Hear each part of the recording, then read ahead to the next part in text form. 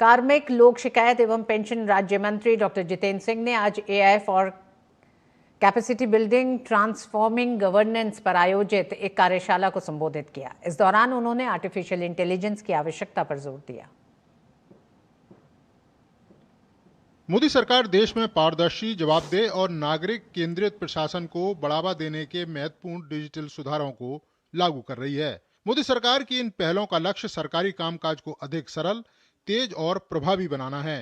AI for capacity building transforming governance पर हुई एक कार्यशाला में बोलते हुए कार्मिक लोक शिकायत एवं पेंशन राज्य मंत्री डॉक्टर जितेंद्र सिंह ने कहा, सुशासन केवल एक विचार नहीं है बल्कि रोजमर्रा के प्रशासन की जिम्मेदारी है, जो पारदर्शिता, जवाबदेही और नागरिकों को बेहतर सेवाएं देने पर आधारित है।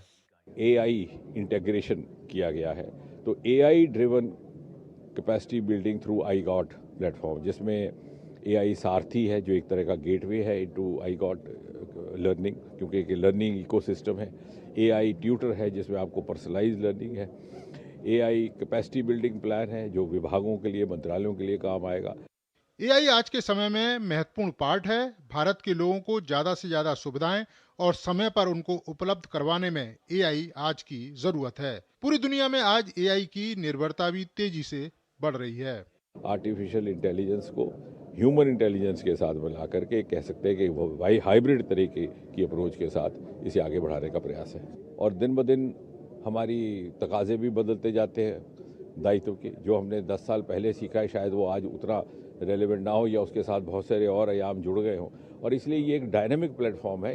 इस अवसर पर कर्मयोगी क्लासरूम की शुरुआत भी की गई। कर्मयोगी क्लासरूम एआई ट्रेनर से युक्त है। मोदी सरकार के ये प्रयास न्यूनतम सरकार और अधिकतम शासन के मंत्र पर आधारित हैं।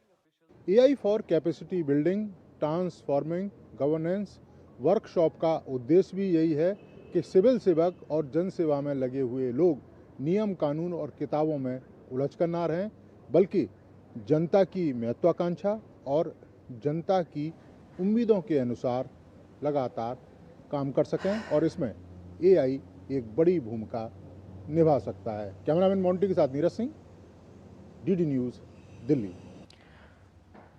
नई दिल्ली में आज केंद्रीय दिव्यांगता सलाहकार बोर्ड की 8वीं बैठक हुई। इस अवसर पर केंद्रीय सामाजिक न्याय और अधिकारिता मंत्री